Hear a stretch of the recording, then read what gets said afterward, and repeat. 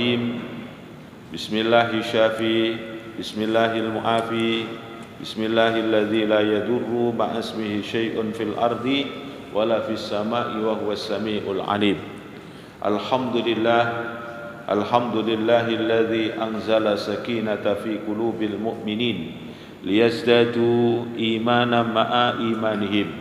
Asyhadu an la ilaha illallah wahdahu la syarikalah wa anna Muhammadan abduhu wa rasuluh. Allahumma wa salli wa sallim wa barik ala sayyidina Muhammadin al-fatihi lima ughliq wal khatimi lima sabaq nasiril haq bil haq wal hadi ila siratikal mustaqim wa ala alihi wa sahbihi haqqa qadrihi wa miqdarihil azim. Amma ba'du. Hadratal muhtaramin, para guru, para alim, para orang tua, seluruh jamaah muslimin muslimat yang hadir bersama-sama dalam melaksanakan perintah Allah dan Rasul, yakni salat subuh berjamaah. Harapan dan doa kita semoga seluruh amal ibadah kita diterima oleh Allah Subhanahu wa taala. Salawatullah wassalamuhu tercurah keharibaan sang Nabi Muhammad sallallahu alaihi wasallam bi qaulina Allahumma shalli wa sallim wa barik alaihi. Hadirin jamaah sekalian rahimakumullah, kajian kita masih melanjutkan daripada akhlak mulia Nabi Muhammad sallallahu alaihi wasallam. Wa min akhlaqihi Nabi sallallahu alaihi wasallam wa an Anas radhiyallahu taala anhu kana Rasulullah sallallahu alaihi wasallam a'laman nas wa awra'an nas wa azhadan nas wa akraman nas wa a'dalan nas wa ahlaman nas wa a'affan nas lam tamassu yadahu yada imra'atin la yamliku riqaha au ismata nikahaha au takunu zata mahramin minhu sallallahu alaihi wasallam. Daripada kemuliaan akhlak baginda Nabi kita Muhammad sallallahu alaihi wasallam yang diriwayatkan oleh sahabat Anas radhiyallahu an, beliau menyatakan bahwa Nabi Muhammad sallallahu alaihi wasallam mempunyai satu kemuliaan yang tidak dimiliki oleh umumnya minal anbiya wal mursalin, kemudian dari seluruh umat manusia di alam jagat raya, sehingga beliau mempunyai satu posisi a'laman nas, manusia yang paling alim. Jadi kalau gelar yang disebut orang alim itu adalah yang paling alim adalah baginda Nabi kita Muhammad sallallahu alaihi wasallam. Para anbiya wal mursalin sudah luar biasa, dipilih oleh Allah dari sekian banyak makhluk yang ada dalam kehidupan dunia. Hebat luar biasa. Juga sangat dikenal dengan kealimannya, kehebatannya Nabi Khidir alaihi salam. Tapi baginda Nabi Muhammad sallallahu alaihi wasallam, di antara kemuliaan akhlak beliau diberikan oleh Allah, keilmuan adalah tidak ada batasnya. Manusia yang paling alim di antara manusia yang paling ada di baginda Nabi Muhammad sallallahu alaihi wasallam. Semua ilmu-ilmu yang ada di dalam kehidupan para anbiya itu ada di dalam diri Nabi kita Muhammad sallallahu alaihi wasallam. Semua mukjizat-mukjizat yang Allah berikan kepada para anbiya sebelumnya itu ada di dalam diri Nabi kita Muhammad sallallahu alaihi wasallam. Sehingga beliau menduduki posisi yang paling tinggi kapasitas kedudukan kealimannya Nabi Muhammad sallallahu alaihi wasallam.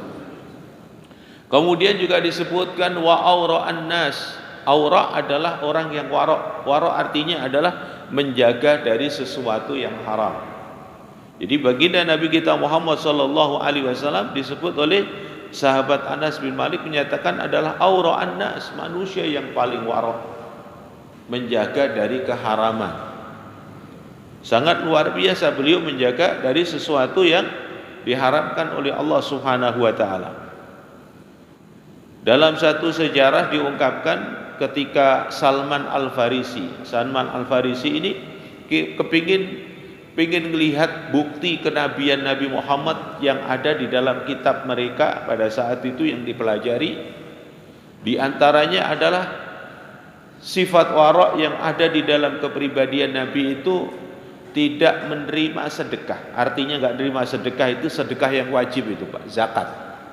Jadi Nabi Muhammad itu diterangkan dalam kitab mereka, ya, Ahlul Kitab, terbuka di dalam kitab Taurat, dibuka dalam kitab Injil. Di sana diterangkan bahwa di antara sifat kemuliaan Nabi Muhammad sallallahu alaihi wasallam sifat wara'.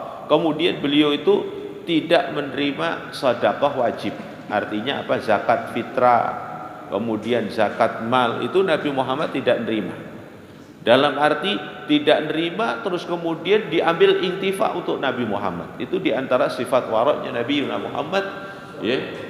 Tidak mau mengambil itu. Makanya ketika diberikan dengan kata hada sedekah minni.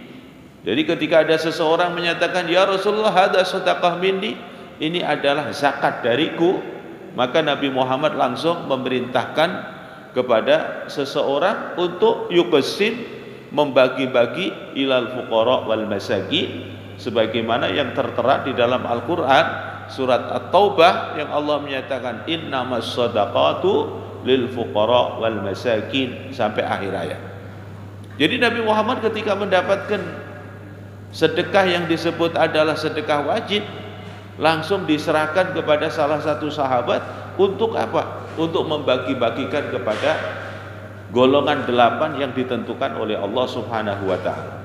Ini seorang Salman itu pengen tahu benar enggak kalau ini Nabi yang tertera di dalam kitab kami begitu mempunyai identitas, punya satu sifat wara', tidak pernah mau menerima sedekah tersebut. Ya, yang disebutkan adalah sedekah wajib atau zakat.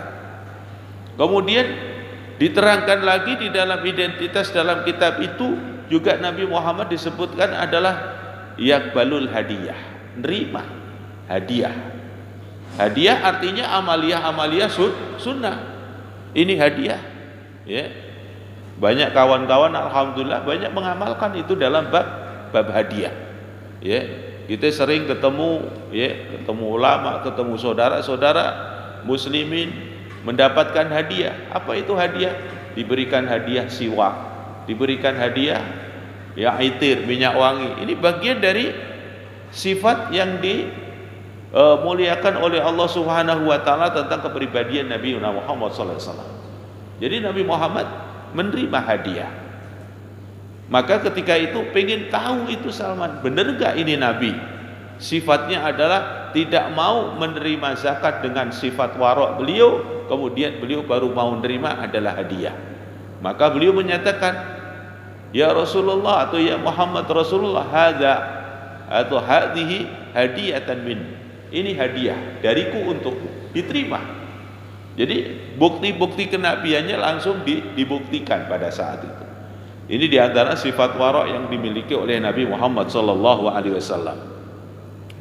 Kemudian Nabi Muhammad sallallahu alaihi wasallam disebut wa ashadan nas, manusia paling zuhud. Ya. Zuhud ini adalah boleh dikata kalau bahasa kita orang-orang yang disebutkan zuhud itu bahasa Indonesianya adalah bertapa. Zaman dulu banyak kisah-kisah orang-orang itu bertapa dengan menyendiri di satu tempat gitu kan. Ada sebutan itu disebut adalah uzlah, ya, mengasingkan diri. Rasulullah juga dulu sering mengasingkan diri, termasuk salah satu tempat yang selalu dikunjungi Rasulullah di saat-saat beliau bermunajat kepada Allah Subhanahu wa taala adalah Ghari Hira, yakni disebut dengan gua Hira. Dan itu juga yang menjadikan satu tempat yang mulia, dimuliakan oleh Allah Subhanahu wa taala, di mana turunnya, ya, wahyu Allah Subhanahu wa taala di tempat itu pertama kali diturunkan, ya, wahyu dari Allah Subhanahu wa taala. Dari zuhudnya Nabi Muhammad, kesederhanaan Nabi Muhammad sudah beberapa kali kita bahas bagaimana beliau itu tempat alas tidurnya saja sangat sederhana. Itu menunjukkan sifat kesederhanaannya Nabi Muhammad SAW. Beliau selalu rapi, selalu indah, walaupun dengan pakaian-pakaian yang sederhana. Itu adalah sifat zuhud. Nabi Muhammad SAW dikenal dengan zuhudnya ini. Pada suatu ketika beliau mendapatkan satu amanat atau punya satu keinginan, ingin bersedekah, ingin berbagi-bagi kepada para sahabat-sahabat fuqara wal masakin gitu. Kemudian dalam kondisi pada saat itu beliau lupa, ya, beliau lupa. Kemudian pada saat ba'da sholatul asar, beliau baru ingat kalau dia menyimpan sesuatu yang niatnya adalah untuk dibagi-bagi. Maka saat itu beliau tidak mau lagi untuk menunda amalan-amalan tersebut. Kemudian langsung beliau beranjak dari masjid, kemudian beliau pulang untuk mengambil sesuatu itu, kemudian langsung dibagi-bagikan. Itu diantaranya adalah fastabiqul khairat. Beliau selalu bergagas untuk melakukan kebaikan dengan cepat. Dan itu menunjukkan sifat zuhud Nabi Muhammad. Dan ketika ada seseorang, ya, meminta, maka Nabi Muhammad segera memberi. Bahkan ada satu kisah yang selalu diambil kisahnya itu oleh kita pelajari. Seseorang punya pelanggaran, kemudian dia karena diuji dengan kemiskinan, maka Nabi pun membantu orang tersebut untuk menyelesaikan masalah, yaitu dengan memberikan kurma untuk menyelesaikan masalah-masalah beliau. Kemudian sifat mulia beliau, wa akraman nas, manusia paling mulia. Jadi Nabi Muhammad itu ditinjau dari sisi apapun itu adalah paling mulia. Memang Allah menciptakan seperti itu, diberikan oleh Allah, ya, penciptaan yang paling sempurna. Walaupun Allah juga memberikan satu pernyataan bahwa secara menyeluruh manusia itu diciptakan dengan paling sempurna, sebagaimana diterangkan dalam Quran, yaitu surat At-Tin, laqad khalaqnal insana fi ahsani taqwim. Ya, tapi ketika Allah menyatakan manusia kami ciptakan dengan bentuk yang paling sempurna, di antara manusia yang paling sempurna itu ada lagi yang paling sempurna lagi, yaitu para anbiya wal mursalin. Dari para anbiya wal mursalin itu ada lagi yang paling sempurna, yaitu akraman nas, baginda Nabi kita Muhammad sallallahu alaihi wasallam. Jadi dari tahap ke tahap seperti itu. Kemudian Nabi Muhammad sifatnya wa'adalan nas, manusia paling adil, ya, manusia paling adil, ya, menegakkan keadilan, menegakkan hak-hak dengan sempurna. Dan itu juga pernah kita kisahkan, ada satu riwayat menyatakan ketika Nabi Muhammad akan membagikan sesuatu, Nabi menganjurkan ketika membagi sesuatu dalam syariah yang diajarkan oleh Nabi, yuqaddimul aiman, mendahulukan orang yang ada di sebelah kanannya. Jadi memulai sesuatu adalah yang ada di sebelah kanannya. Namun pada suatu ketika ada satu peristiwa, ada di sebelah kanan itu anak muda, tapi di sebelah kiri beliau adalah orang tua. Di sisi lain Nabi Muhammad juga memberikan bimbingan melalui hadis-hadis beliau, menyatakan bahwa laisa minna ma lam yufakhir kabirana wa lam yarham saghirana. Bukan golongan aku kalau di antara umatku itu tidak mempunyai akhlak, tidak mempunyai etika, memuliakan kepada orang-orang yang lebih tua dan menyayangi kepada yang lebih muda. Di sebelah kanan Rasulullah ada anak muda, di sebelah kiri Rasulullah ada orang tua. Mesti yang berhak hakikatnya adalah yang di sebelah kanan, karena Rasulullah menganjurkan mulailah dari sebelah kanan. Tapi ketika memulai di sebelah kanan, ini ada orang tua, ada di sebelah kiri. Apa yang diajarkan oleh Nabi? Menegakkan keadilan itu. Nabi Muhammad yasta'dzin, Nabi Muhammad izin, hei anak muda, sebenarnya kau yang berhak untuk mendapatkan yang pertama kali, tapi di sebelahku ada orang yang lebih tua daripada dirimu, maka aku minta izin akan memberikan yang lebih tua dulu, karena ini sebuah adab, ya, menegakkan keadilan yang seadil-adilnya. Kemudian ini pun juga tidak mungkin menolak, ya kan? Kemudian iya ya Rasulullah, kemudian diberikanlah, baru dia adalah dikasih yang nomor 2 karena posisinya adalah beliau adalah muda. Kemudian juga dari pernyataan tentang keadilan Nabi Muhammad SAW, walaupun ini adalah mustahil, tidak mungkin terjadi, tapi ini adalah merupakan ungkapan baginda Nabi Muhammad SAW. Ya, di antaranya lau kanat Fatimatan sarakat, ya, beliau mengungkapkan jikalau seandainya bisa terjadi putriku Fatimatus Zahrah itu mencuri, itu beliau dalam menyatakan keadilannya, ya, maka aku sendiri yang akan menghukum kepada putriku untuk memotong tangannya. Itu diantaranya pernyataan beliau di dalam menegakkan keadilan. Seandainya itu terjadi putriku itu mencuri, maka aku sendiri yang akan memotong tangannya sebagai hukuman sesuai dengan hukuman Allah, ya, hukum yang ada di dalam Quran. Makanya pernah terjadi Bapak, dari Rasulullah menegakkan keadilan ketika antara orang ahlul kitab itu mencuri, itu tidak dihukum dengan cara mengambil dalil dari Quran, tidak dihukum untuk cara mengambil dalil dari hadis, tapi justru Rasulullah menyuruh para rahibin atau ruhban dipanggil, kemudian disuruh membacakan apa hukumannya di dalam ajaran kamu itu kalau ada seorang mencuri. Jadi tidak dihukum dengan menggunakan hukuman Islam, tapi dihukum sesuai dengan ajaran yang ada di dalam yang dianut mereka. Seumpama di negeri kita ini Bapak, di negeri kita ini seumpama, ini kan posisinya berbeda dengan apa keadilan yang ditegakkan oleh baginda Nabi di masa lalu. Jadi kalau di negeri kita ini kan undang-undangnya dibikin oleh bagian tim yang mengatur undang-undang, taruhlah disebut Undang-Undang 45 misalnya. Itu semua orang yang mencuri, yang melakukan kriminal pencurian tersebut, semua akan dihukum yang sama sesuai undang-undang yang ada di situ.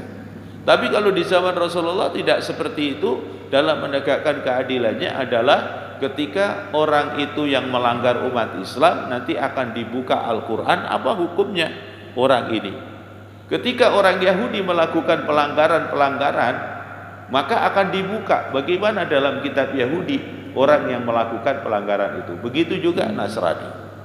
Jadi di dalam Quran ada ajarannya, di dalam Nasrani juga ada ajarannya, di dalam Yahudi juga ada. Akan diberikan keadilan sesuai dengan agama yang mereka pegang masing-masing.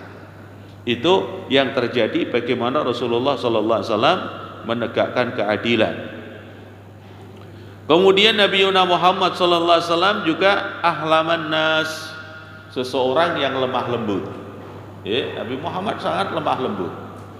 Tapi suatu saat juga Nabi Muhammad asyiddah. Ya, kapan ada asyiddahnya, kapan tegasnya, kapan lemah lembutnya. Ya.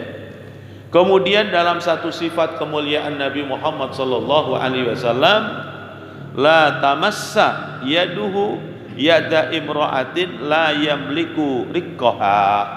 Terus Nabi Muhammad itu mempunyai sifat yang sangat luar biasa, tidak pernah bersentuhan dengan seorang wanita yang wanita itu nilainya ajnabi, statusnya adalah wanita lain.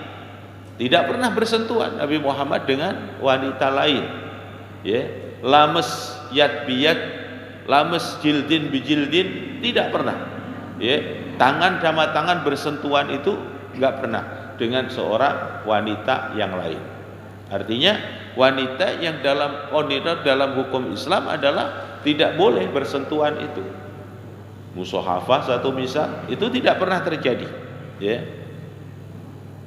Itu diantara sifat muru'ah kemuliaan Nabi Muhammad SAW. Kecuali nanti kalau sudah ada hubungan yang di dalam Islam diperbolehkan. Seperti misalnya adalah di situ ada status amat. Amat itu budak. Zaman dulu masih ada perbudakan, Kemudian Rasulullah Shallallahu Alaihi Wasallam juga yang menyebabkan mereka itu terlepas satu persatu, dibebaskan dari sifat perbudakan yang waktu itu terjadi di zaman jahiliyah. Diangkat harkat martabatnya. Sayyidina Bilal bin Rabah itu juga disebutkan adalah budak awalnya. Kemudian juga ada lagi namanya Zaid bin Harisah, itu juga salah satu seorang budak yang dibebaskan oleh Nabi kita Muhammad SAW. Banyak orang-orang yang dibebaskan oleh Nabi kita Muhammad SAW karena memang beliau diutus, misi besarnya adalah rahmatan lil alamin, menjadi rahmat di alam semesta. Au takunu dzata mahramin minhu, ya. Jadi beliau tidak akan pernah sentuhan dengan seorang wanita yang lain kecuali memang ada hubungan yang dibenarkan oleh Islam, seperti hubungan tadi amat, budak sahaya, atau ada hubungan pernikahan seperti beliau kepada azwaj, asalnya orang lain. Azwaj ini orang lain yang tadinya nggak boleh bersentuhan, tapi kalau sudah diikat dengan sebuah pernikahan itu adalah menjadi halal dan itu ada nilai ubudiyahnya. Seorang muslim dengan muslim musohafah, berjabatan tangan, diantaranya adalah membawa kemanfaatan. Allah membuka pintu ampunan di antara keduanya selama belum terjadi perpisahan itu. Kemudian disebutkan lagi Nabiuna Muhammad sallallahu alaihi wasallam, kana Rasulullah sallallahu alaihi wasallam ahsanan nasi wa ajwatan nas wa asja'an nas. Nabi Muhammad sallallahu alaihi wasallam adalah manusia yang paling bagus akhlaknya, manusia yang paling dermawan, dan manusia yang paling pemberani. Di dalam artinya memperjuangkan segala hal yang Allah perintahkan itu, Nabi Muhammad mempunyai sifat asja'an nas. Wa kana sallallahu alaihi wasallam ar'afan nas bin nas wa an'afan nas lin nas wa khairun nas lin nas. Nabi Muhammad sallallahu alaihi wasallam ini seseorang yang sangat luas memberikan maaf kepada manusia yang lain. Kemudian Nabi Muhammad ini manusia yang paling besar memberi manfaat kepada manusia yang lain. Kemudian Nabi Muhammad itu sebaik-baiknya manusia yang berbuat baik kepada manusia. Itu adalah dari sifat-sifat kemuliaan Nabi kita Muhammad sallallahu alaihi wasallam. Wa kana sallallahu alaihi wasallam asbarun nasi ala aqdarin nas. Di balik itu juga diberikan kesempurnaan oleh Allah. Nabi Muhammad ini manusia yang paling sabar, paling tabah ketika menghadapi gangguan, cacian. Semua dari manusia yang ingin melakukan keburukan-keburukan itu, Nabi Muhammad SAW adalah yang paling sabar, paling tabah. Makanya kita lihat bagaimana tentang doa-doa beliau terhadap orang-orang yang mendolimi Nabi, menyakiti Nabi, doanya tetap didoain dengan kebaikan. Itu menunjukkan kesabaran, ketabahan yang begitu sempurna yang dimiliki oleh baginda Nabi kita Muhammad sallallahu alaihi wasallam. Semoga Allah selalu memberikan keberkahan kepada kita semua, bisa mengikuti untuk mencontoh, menteladani dari sekian banyak akhlak kemuliaan baginda Nabi kita Muhammad sallallahu alaihi wasallam. Bismillahirrahmanirrahim. Alhamdulillahirabbil alamin. Hamdan syakirin ya Rabbana lakal hamdu kama yanbaghi li jalali wajhika bi sultanih. Allahumma shalli ala sayyidina Muhammadin wa ala ali sayyidina Muhammad salatan tamla'u khazainallah nura takunu lana walil mu'minina farajan farahan wa surura wa ala alihi wa sahbihi ajma'in. Allahumma ighfir lana wal muslimin warhamna wal muslimin wa afina wal muslimin واغفرنا والمسلمين وقنا وإياهم من شر مصائب الدنيا والدين. ربنا هب لنا من أزواجنا وذرياتنا قرة أعين واجعلنا للمتقين إماما. ربنا واجعلنا مسلمين لك ومن ذريتنا أمة مسلمة لك وأرنا مناسكنا وتب علينا إنك أنت التواب الرحيم. Rabbana atina fid dunya hasanah wa fil akhirati hasanatan wa qina adzabannar. Wa sallallahu ala khairi khalqi walhamdulillahi rabbil alamin. Wassalamu alaikum warahmatullahi wabarakatuh.